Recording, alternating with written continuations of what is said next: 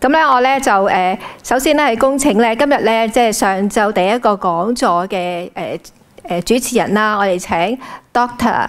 Doris 姐幫我哋咧係 chair 呢一個環節嘅，咁請 Dr. 姐。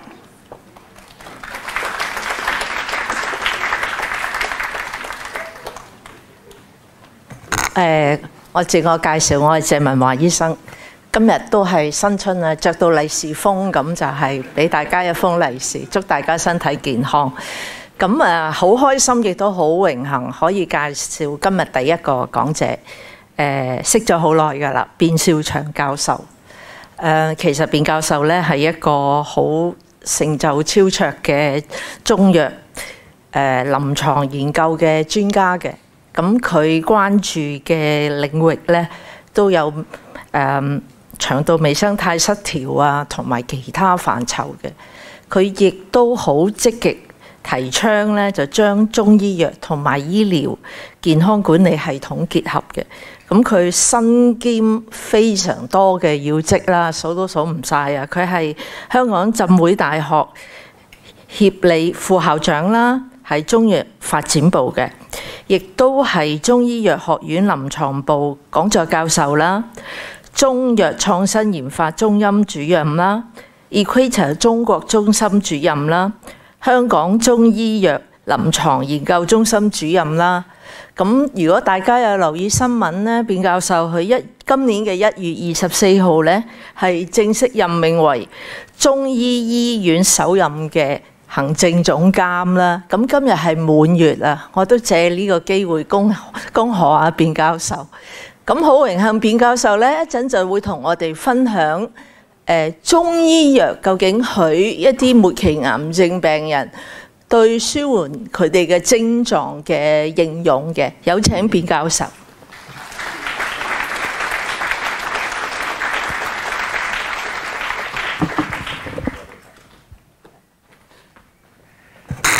多謝謝醫生介紹啊！咁佢提咗之後，我知道今日先滿月嘅，未提咧我真係唔知啊！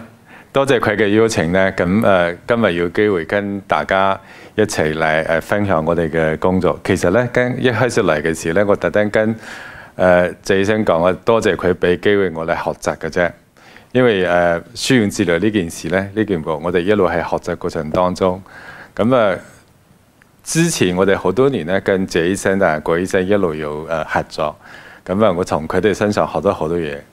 今日咧啱啱聽陳醫生講堂書，要學咗一樣 compassionate for all，that's 三個，我覺得係 very good model 嚟嘅。咁今日咧我會講少少關於我哋嘅一啲諗法啦，呢個過程當中，咁中醫個過程當中裏面嚟講咧，其實喺palliative care for advanced cancer 嗰個 study 裏面咧，嗰個裏面到底嘅功用係點咧？一啲諗法，個人嘅睇法。我本身係一個中醫嚟嘅，而家跟Andy 嗰邊申請緊，係咪可以繼續睇醫生？申請緊，係因為中間一啲做緊係咪？我哋希望可以快啲可以睇得到。咁 palliative care palliative care 呢件事咧。Which is a very global priority for many of the demands for the next 20 to 30 years. Each year, the patients number is significantly huge. You see that from WHO's website, they say that estimate around 60 million people are in need for palliative care, which is huge numbers. So it's clinical needs is really big ones. And also is really required for large patient disease conditions, not just for cancers, many kinds of diseases that need for that ones. So you can see the majority of the needs for that one. Currently they have insufficient access to the palliative cares. As listed there, I think that different regions, countries, they have the consideration for that ones. From the national health policies, just as I mentioned, Dr. Lee in his open remarks for that, actually has been lots of efforts to improve the palliative care systems, especially in Hong Kong. but did not the national levels or regional levels. Not all the countries have this sort of policy to improve the palliative care at all, especially for different levels. And just imagine especially for the three departs, most likely focus on the patient's care, not about the patient, about the family, about the cares. Another issue is the training for palliative care for health professionals is often limited. It's not much of that one. I think majority of you understand more than me about these ones. I think that. Third one is about the population access those of the service. It's not very easy for that. And the cancer patients in Hong Kong is significantly a big problem for the healthcare systems. The patient numbers, like the most common cancer number, top 10 cancer patients in Hong Kong, which you can see that the lung cancer, colon cancers, and the breast cancers stay in the top three, and some statistics show that colon cancer currently is the number 1. And majorly, those of the case cause the death also is a big deal for Hong Kongs. So you can find each year they have around 38,000 of the patients, new cases. And also, each day have a huge patient die because of the cancers. This is a big problem. So advanced case in the different cancers is also a big problem. So those are the symptoms, top symptoms like the pain, like the confusion, like a fatigue, like those insomnia, like constipation. Those are the top priority of the patient. Always complain about those problems. So you can see those of the symptoms, and I believe in as a profession daily dealing with the problems from the patients, and especially some patients like the pain, which is very seriously affecting those of the patient's quality of life. Not just because of their care, they have the cancer, they are fearing about death, those are the issues, but the daily quality of life is a significantly big problem for that one. So you can find those of the, not just because of the symptom from the disease itself, and also linking to those of treatment, like a cancer treatment has some significantly side effect, which the patients suffer from. Always the complaint, the clinically, the doctor also dealing with lots of the problems, and many efforts to changing probably the treatment protocol, treatment combination, those are the issues, and also some of the comorbidity of the conditions. So those of the good symptom management becoming one of the top priority for those cancer patients. So how to manage those of like the top 10, those of the symptoms. Definitely, you see Hong Kong is a very good place. So that's a reason for the, not just the patient, for the healthy, for the people. So that's a reason why the Hong Kong stay is the number 1, the longest, not just the man and the woman, longest in the world, over Japan. I think for more than 5 years, the top number 1 in the world. So Hong Kong developing the strategy, the service framework for the palliative cares. They list lots of the strategic directions for those of the issues.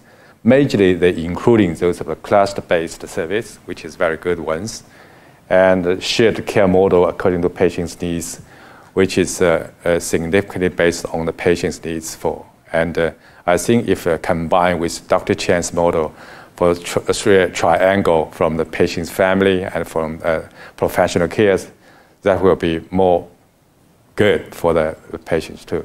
And third one is the enhanced palliative care in the ambulance and the community, which is significantly to providing the ecosystem a very good caring network for the patients. Another one is continuously improving the quality of lives for that. I think those are the background for the palliative care, especially for cancer patients. And I'm a Chinese medicine practitioner, start from the 2001 and moving to Hong Kong and work in the Hong Kong Baptist University until nowadays. Until last month, I daily to see the patients. Andy, that time I see the patient, but this month we no see patients.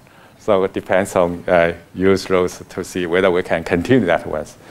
But the Chinese medicine, when they see the patient's cancering or non-cancering for the diagnosis, for the treatment, it's different approaches with the Western medicines.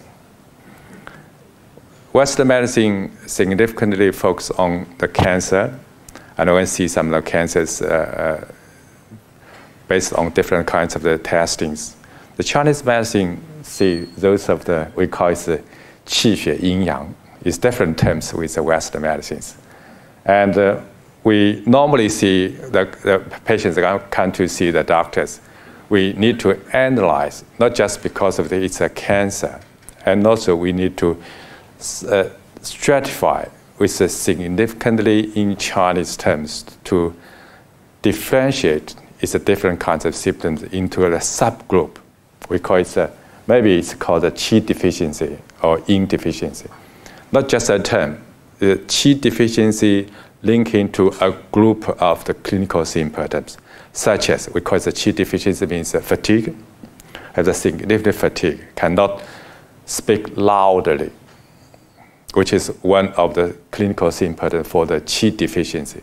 They cannot run for longer, which is sometimes you can, that's one of the testing we call in 1 minute, how long you can run for maybe 60 meters or 100 meters. But in the qi deficiency conditions, maybe shorter than the normal conditions, like probably 30 meters, they cannot run or have the symptom for short of the breath.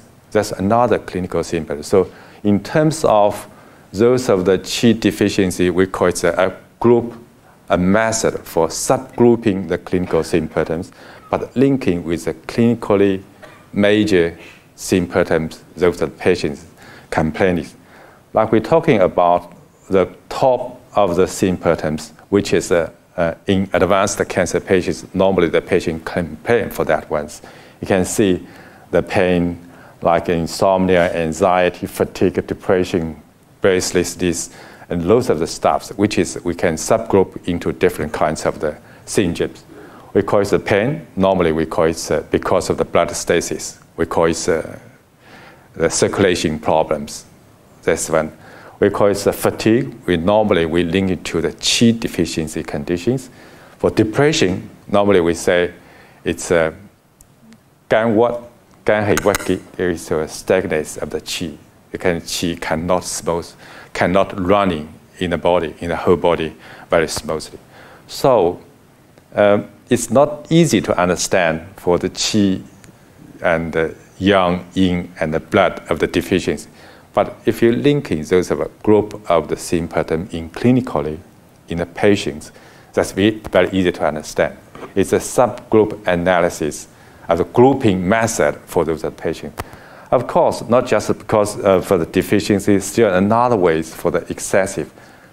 Still have some qi stagnation and the blood stasis and the heat and the toxic, which is toxic not for Western medicines, toxic in the drugs conditions, which is means over the normal, which is toxic. It's a condition. So Chinese medicine, based on those of those of the theory in the last 1 to 2,000 years, built up the whole systems to diagnose the patients. And then, based on that ones, we need to differentiate the disease from different kinds of disease, make a diagnosis, which is one step. But normally, based on the diagnosis, we need to have the syndromes differentiation. Nowadays, the differentiation is based on Western medicine type of the disease, like the breast cancer, like the colon cancer. The patients coming, they already have very clear Western medicine diagnosis. But in Chinese medicine, we cannot, the Chinese medicine cannot prescribe a formulation based on Western medicine diagnosis. Cannot do that one. We need to subsidize. We need to subgroup. We call it differentiate based on patient syndromes into different subgroups. And then we find the syndromes, which is very important for the Chinese medicine diagnosis, for the treatment, for the prescriptions. The reason is because even the patient have the same condition like the colon cancer, like the lung cancer, but the clinical symptom, they have different. Majority of them may be the same, but subgroup of the clinical symptom is totally different. So that's those of the clinical symptoms difference is the base of the Chinese medicine to the disease subgroup analysis, which is one way to call it disease syndrome differentiation. And then we combine those of the disease-based and the syndrome-based to come into a conclusion about the diagnosis, which is based on disease and also based on clinical symptoms. So that's some of the very brief introduction about how the Chinese medicine can do the diagnosis and the treat, and then they do the treatment. The treatment, we have the many ways for that ones, like we have some acupuncture, massage, those of the stuffs for the non-drug-based treatment. Another is for the herbal medicine based. We can see different ways. We have a formulation for that ones. In the last 25 years, the Hong Kong government spent lots of effort to promote Chinese medicine, which is standardize the Chinese medicine treatment, to formalize those of the regulations about the practice, about herbs, about the safety issues. I think that is a very big improvement in the last 2 to 3 decades, which is very important for the improvement for the Chinese medicine industries. I think those of the issues I will mention later after for those of the treatment, especially when the treatment combined with the Western medicine drugs, especially those of the chemotherapy drugs. One of the concerns is about the herbal drug interaction issues, which is we cannot avoid to that. The concerns coming from one side from the patient self and also from our professionals, from different other professionals like the patient's family, like the doctors, can say whether the drugs, when you prescribe for the patients, will reduce the effects of the Western medicine, which is one issue. Another one is whether they can increase the toxic, which is another one where the patient and doctors are always concerned for that. So I think those are the issues that we need to deal with that one. I will talk that later. Same treatment we see has same treatment for the cancer patients lasts for long times. And really concerned about whether they have the evidence for that, for Chinese medicine, for the cancer patients, especially for the palliative care. I presented 2 studies which have the very good helps from the Dr. Jie and the Dr. Guo a long time ago about that times for palliative cancer patients with a constipation. Just as you see that the constipation, which is at least one of the top 10 symptoms, the complaints from the cancer patients. And we see our studies has get support from Bureau. So, and this group has given us a lot of support to see whether the Chinese medicine can some help that well. We do the 2 studies. The first one is the TSE syndromes distribution in constipation, advanced cancer patients. We can say based on that concept, we have the advanced cancer patients, and then we differentiate they have the constipation. We subgroup those of the symptoms into different syndromes. And we found that the TSE syndromes distribution is significantly among different groups, and also they focus on Qi deficiency and Yin deficiency, 2 parts, that ones. And also we have the study for efficacy and safety of the Chinese medicine formula for constipation-based of the cancer patients, which is a pilot randomized control trial in Hong Kong. And we found that the constipation is a very common problem in the cancer patients, which is around 40 to 90% of patients suffer from that ones, especially when they have those of the anti-pain pillars, which is significant problems. We see, of course, a happy life, the three issues: you can sleeping, you can eating, and you can go to the toilet very smoothly, which is three major issues for the person. Normally, Western medicine uses laxatives, peripheral opiate, anti-agonists, which is significantly increase the potential for the cause of the constipation. And 90% of subjects, even they have some of the drugs from Western medicine side to help them to relieve the constipation, but they still have some of a problem for the constipation. So we can find that one to confirm the symptoms study. We can the Qi deficiency, just mentioned the Qi deficiency, Qi stagnation, and the blood in deficiency is not problems. So majorly, they have the different kinds of the clinical symptoms, the combinations. And also, we have found that we use one of the drugs, which is a classic Chinese medicine formula, which is called Ma Zi Ren Wan, to treating those patients. We can find that one, which is a double-blind randomized placebo-controlled trial, which compared with a placebo, add-on with Western medicine normal treatment. And palliative care units, they have the three public hospitals. So really thanks for Dr. Xie and Dr. Guo that time line with three hospitals to working together for the patients. And we are getting those of the 60 palliative care cancer patients. And of course, we're setting the exclusion criteria for that ones. And we also have the primary and secondary outcome assessment for the studies.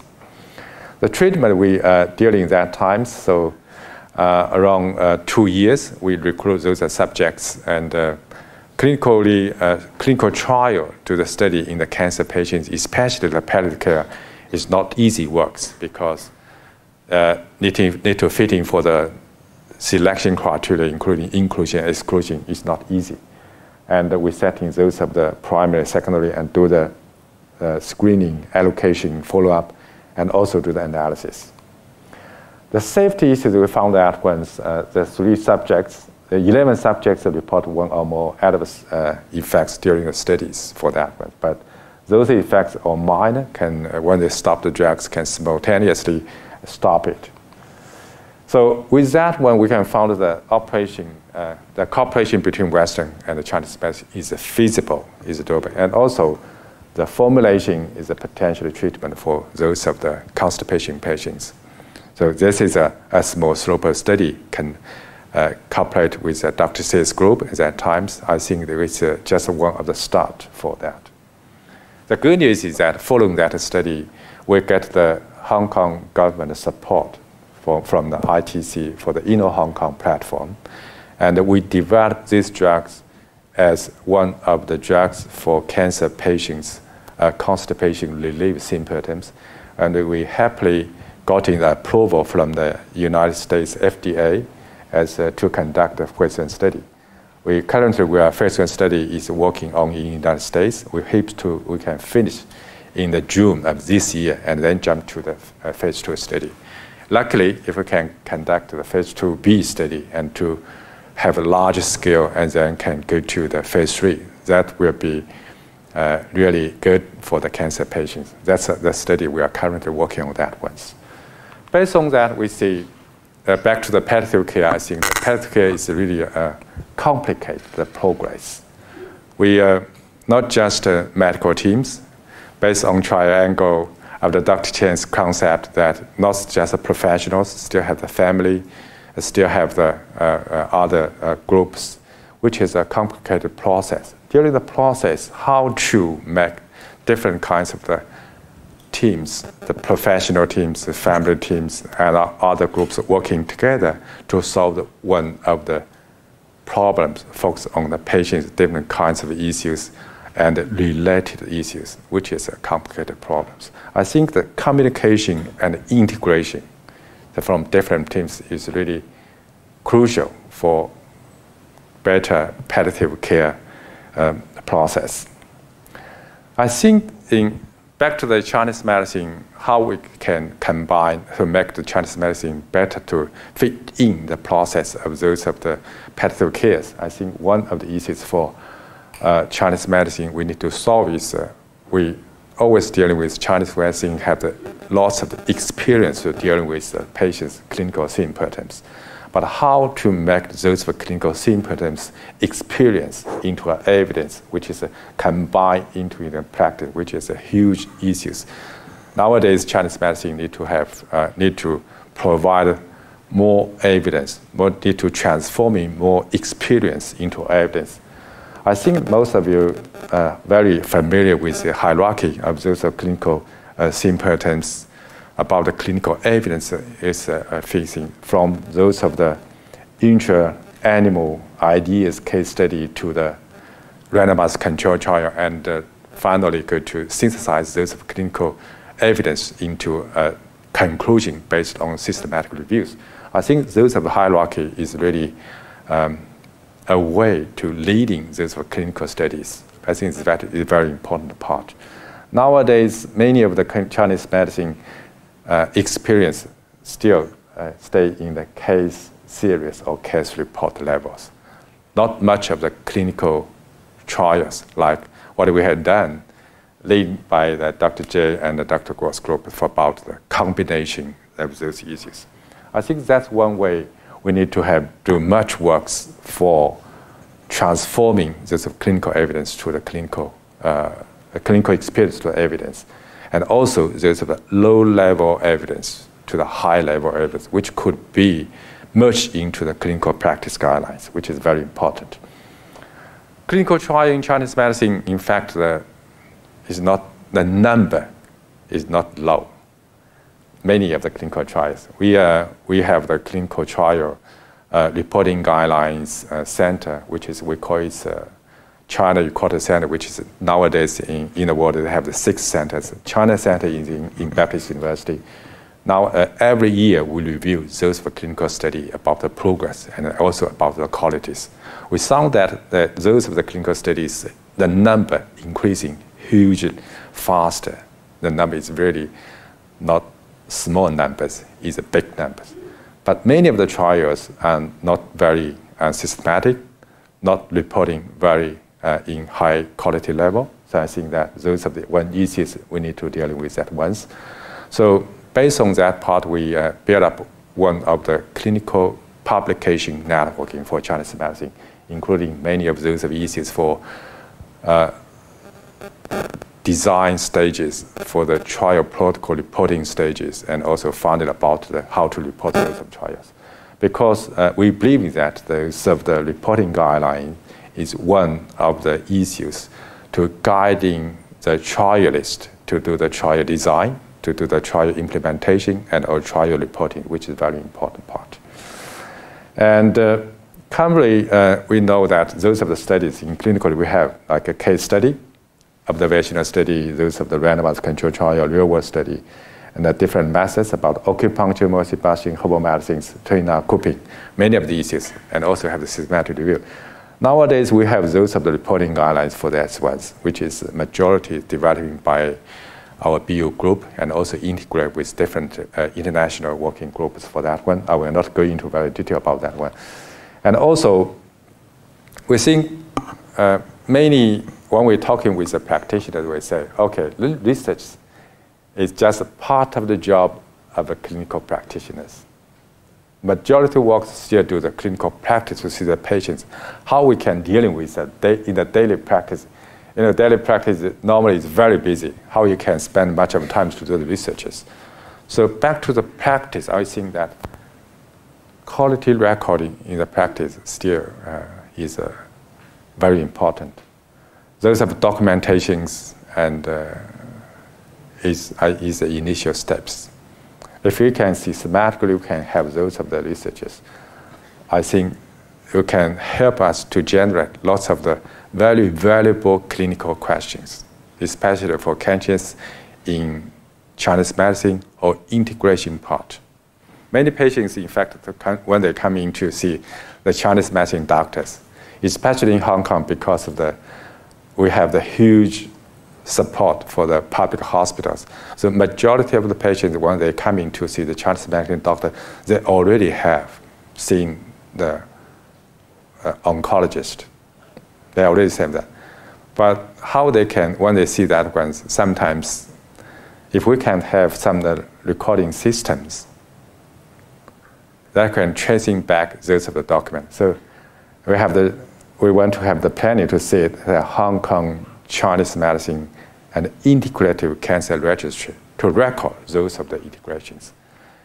Not necessary for all the patients. If we have them partially have the patient, if we can do that 5 years or 10 years, that data will be huge ones. It can convincing those of the evidence to collect those of evidence. So if the patient's different stages, they have the system very powerful collecting. We start at the time points, have the Western medicine, have the detection, have the screening, have the imaging detections, or sometimes have the acupuncture for the what's the reason they're seeking the help from the Chinese medicine, what's the reason they skip from Chinese medicine to Western medicine, and vice versa. They will collect lots of the information for the clinical practice, and also which is really valuable for the researchers. So quality researching is one issue to do that one. I think it's a really fundamental issue. We have a powerful system for that. Secondly, we standardize diagnosis and treatment. I think that will be helping the both and the different professionals to understand what Chinese medicine really doing. They do the standards based on the diagnosis. They have the clinical, also have the clinical practice guideline. How to do that when it's letting Western medicine, the professional teams to understand what we are doing for that one. And another issue is for the quality control for the herbs, which is another important issue for that one.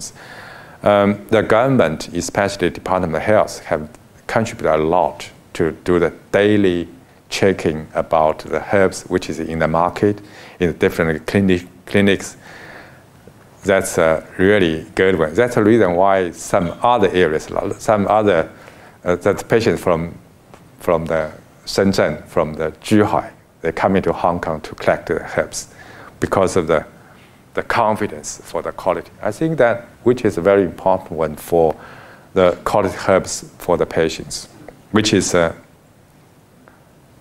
very important, very important. Another issue is if we can have more effort to make it very clear about the mechanism, why the integration with Chinese medicine into practice for the palliative care can help them. If they have some mechanism studies, that will be better to facilitate the understanding about the process, which is I think some of the studies we have done about that Mazilan one, which is we used for the palliative care. We use the network pharmacology. We also use the clinical records of biosampling, those of the analysis, which is sometimes you have many efforts, but you cannot have very clear understanding. So it takes a long time for that one. So I think the mechanism study, if they have done, that will be the added value. If not, but there still be a lot the direction we need to do the efforts. So I think that how we can integrate those of the issues into the practice. I think the first step is based on the existing evidence. And to me, that not starting from the researchers. I mean, we need to start from the practice. Of course, I like to do the research, but we cannot start from the research to help the patients. And we need to accumulate evidence for that one. And we need to have the high quality research to drive the progress. But that's not the base for that one. And we need to do more from the evidence to the practice guideline, which is a very crucial part. Dr. Jay mentioned about we have the Chinese Medicine Hospital, which is a bureau, and the Hong Kong government spent lots of effort. And currently, we anticipate the commencement date is later of next year. Hope that we can open it in December. which is living lie in the Zhaoxiang, is close to the Ling Hope of Heaven Hospital, I think, Linse. Good. Yeah. The hospitals have the three major areas. One is a service base. Based on service, we build up the research, and based on the education and the training. And palliative care, cancer palliative care, which is one of the major service area for that hospital, which is we write in the service deed. So that's a really good why one get the Dr. J's email. I'm very happy to coming to join, to learn from all of you to see. And also we need the help from all of you, how we can making this palliative care for the cancer patients happen in the Chinese Medicine Hospital and make it better for those other patients. And we hope that we can have more clinical researches and evidence step by step to do that once. And the government needs us to have one of the model for integration of the Chinese Western medicine models. So that's Chinese medicine models. And we think that the role of the Chinese medicine for the multiple disciplines care teams for the palliative cancer patients, I think currently they have many of the disciplines working together, and if they join the Chinese medicine, maybe better. I think that sometimes it's not just for the patient, for the patient's family, also very good in ways. This is adapting from one of the clinicians from the Hong Kong U community back to the United States for that way. It's my friend Dr. Lau's group. I think that in WHO they have some framework for the palliative care cancers. They have the different teams working together. I add one of the column of Chinese medicine.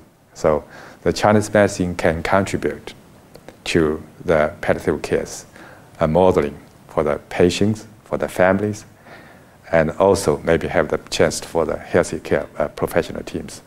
That's one of the direction we want to go, and needing your help for making that happen and make it better for the patients, make it better in Hong Kong, and we can dealing with one of the model, including Chinese medicine, which could be adapted by other areas. That's my very brief talk. Thank you.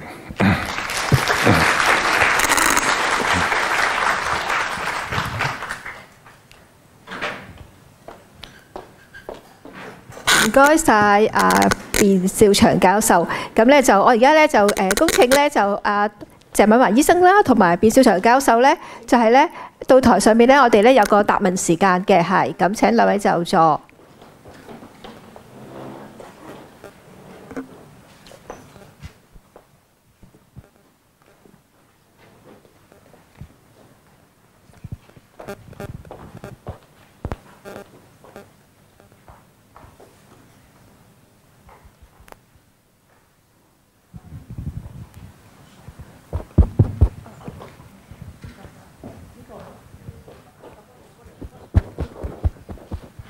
多謝卞教授啦，佢個演講既宏觀性，亦都係前瞻性嘅。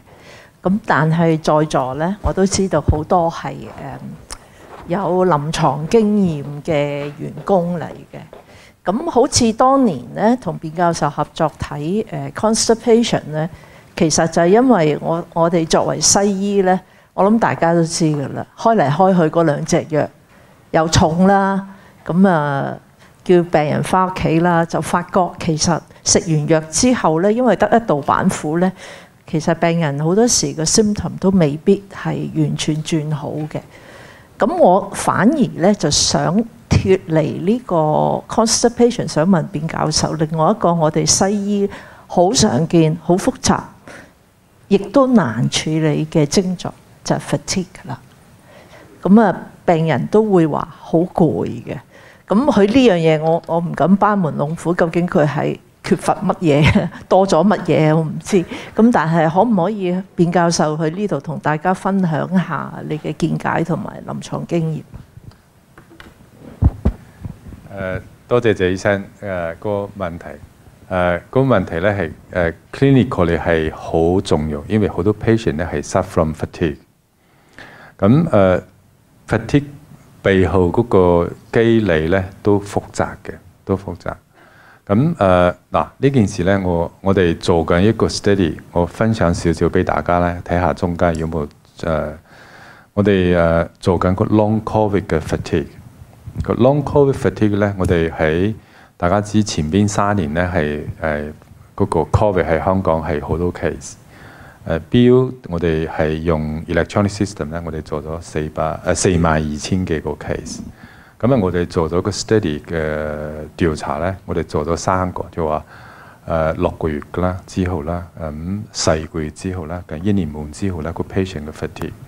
我哋做咗 study 之後，發覺咧嗰個半年個 fatigue 跟1年之後 fatigue 個 patient 咧都好嚴重呢個情況。咁我哋睇完之後咧，我哋用中藥嘅方法啦，因為好多時候top 3嘅 clinical symptom 一個 fatigue， 一個係咳嗽，咳得好犀利。第3個係瞓唔到。咁我哋喺 clinical 好多病人咧，佢嚟睇，我哋會開處方俾佢食啦。咁我哋後邊做完之後話，不如做個 clinical study， 所以我哋做咗一個 randomized double-blind placebo-controlled trial for fatigue。咁做完啦，我哋做到。咁做完之後咧，個 fatigue 嘅原因我哋都做緊。咁喺 clinical study 過程當中，我哋收翻所有病嘅 sampling。For blood, for urine, for feces 啦，我哋 try to understand the mechanisms。咁呢個 study 咧，我哋係跟 Stanford Medical School 係一齊合作，因為佢哋好多病人咧都要 fatigue 嘅情況，但係咧好想知個原因，到底係 clinically 係咩原因去俾。好多時候佢哋嘅 team 佢哋會俾我哋話，佢俾一啲 supplement 俾佢食嘅，但係 supplement 俾完之後個 mechanism 未知。咁mechanism 部分咧，我哋而家做緊。即係話，我哋希望 understand 多啲，到底係免疫方面嘅醫療啦，到底係 energy 嘅醫療啦，到底係其他方面醫療啦。咁我哋點解去做 faces 嘅原因係我哋想 understand 多啲係咪因為 gut microbiome？ 咁都要另一個原因，因為我哋 gut microbiome 嘅 platform 我哋要係現成嘅。咁其他 platform 咧，我哋要 set up 要花時間。on and off 咧，我哋要唔同個 group 嘅 international 跟我哋傾翻，就話 collaboration for 呢樣嘢。咁呢個過程當中咧，我哋嘅 study 做完咧，我哋做緊第3方嘅統計分析嘅初步結果咧係 positive， 因為中藥做完之後咧係用中藥嘅一個 fixed formulation 一個過程。咁呢樣嘢咧，我未知佢提出一個好重要嘅問題，就係醫生。俾我哋就話，可能下一次我哋應該係做 palliative care cancer patient 嘅 fatigue， 係值得係做研究個病嘅。咁 fatigue 喺臨床方面其實係好多人多，係因為攰得滯之後咧，佢 lost 咗好多嘅 interest， 佢唔撐低嘢，唔想食嘢。咁中間，因為個人咧，佢精神狀況力差咗之後咧，佢乜都唔想做，個 depression 隨時都嚟啦。所以呢樣嘢咧係臨床病人當中喺even 睇我哋中醫嘅病人當中都係好多嘅一個 issue 嘅。我哋做過一個初步嘅統計，冇一個好high quality 嘅 publication 啦。嚟睇我哋 cancer， 嚟睇中醫嘅 cancer patient 咧，係我哋常會中醫嘅門診當中。門診我哋量唔多，我哋1年差唔多20幾萬個病嘅 volume， 但係咧嗰個病人差唔多要20% 係 cancer 相關嘅病。呢啲病人咧，top 嘅 priority 嘅症狀係 fatigue，side effect 嗰個西藥嘅副作用啦，一啲病人嘅情況，一啲病人係cancer 之後嘅 depression。呢啲情況，咁我哋希望將來有機會做多一個 study。我做個時候，我一定會請你幫手。係啦，客氣，呢度在座都有好多跟製作嘅同事一齊幫手做呢件事。係啦，我睇下在座有冇可以有人有問題。如果有問題，舉手攞個咪可以。我哋有同事係有咪會係啦喺你面前，唔好客氣喎。陳醫生。呢條前面唔該。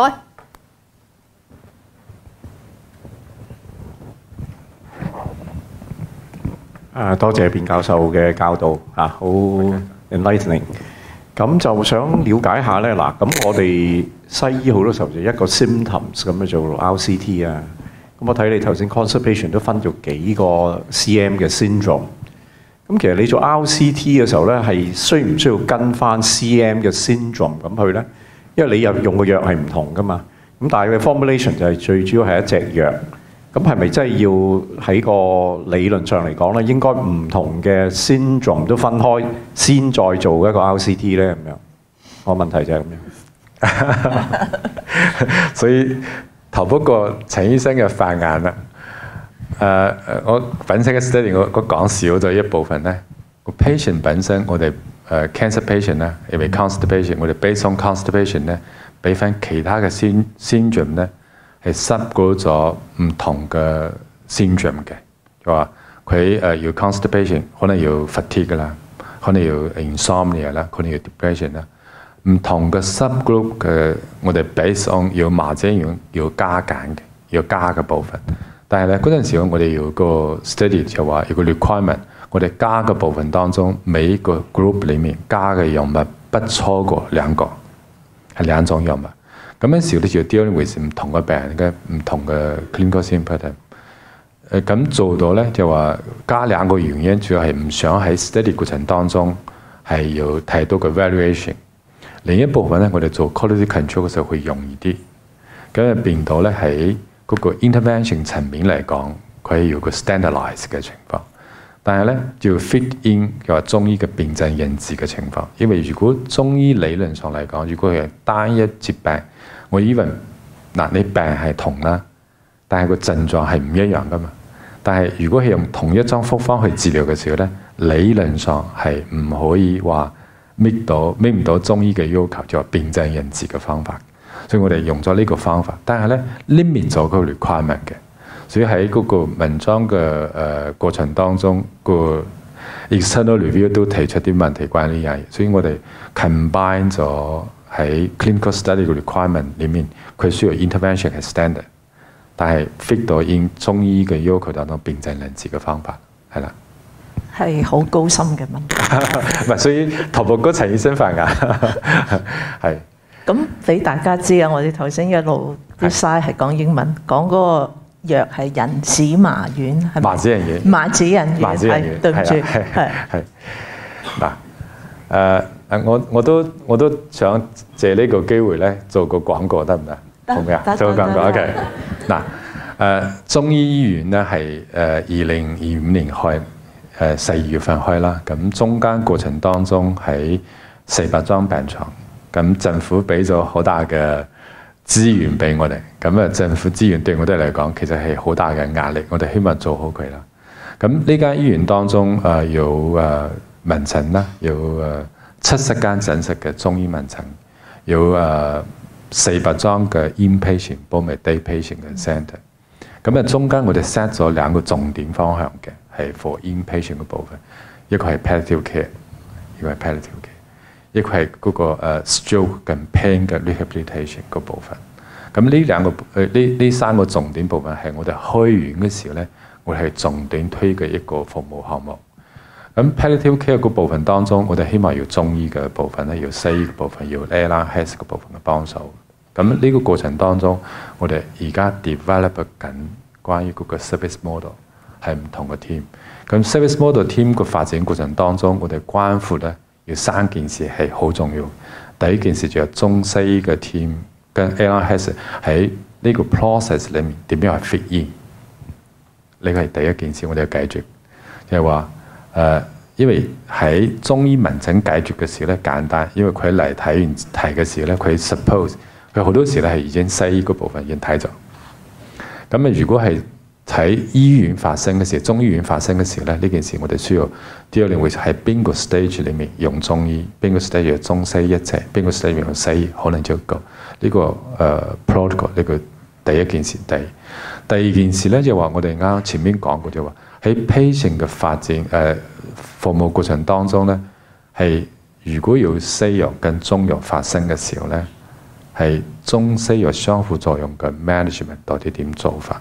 咁so far我哋目前咧冇一個好成熟嘅 protocol for herbal drug 嘅management。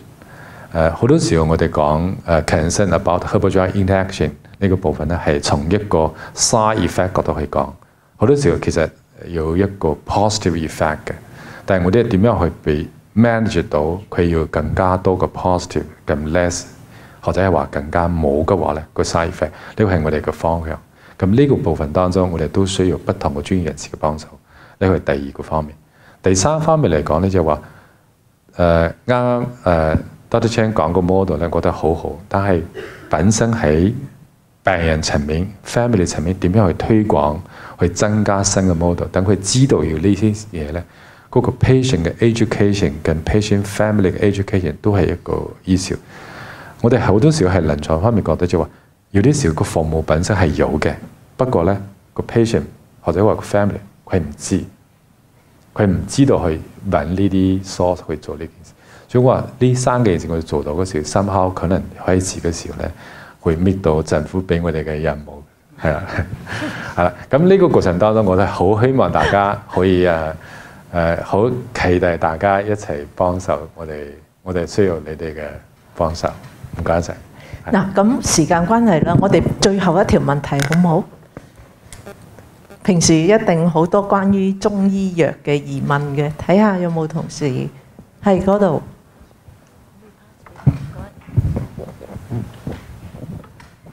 你好啊，我想問一問咧，頭先提到個麻子仁丸咧，係咪 specific 喺cancer patient 嘅 constipation 咧，定係一般性嘅 constipation 都適合用咧？係，唔該。你講得啱。traditionally 咧，傳統上咧，我哋係用一般病嘅 cancer patient。不過咧，我哋係做呢個 study 係美國申請 FDA 嘅時候咧，我哋 upgrade 咗，做好咗佢嘅 quality control， 加重咗佢哋嘅一啲 elements 啦。我哋 specifically for cancer 嘅 palliative cancer patient， 諗住係 stage 2 phase 2A 跟 phase 2B 嘅時候係 patient 上面用嘅，係啦。咁啊，時間關係啊，好啊，好啊，多謝教授啊，非常多謝葉小祥教授、謝永環醫生係啦。咁請大家可以即係就座先。咁咧就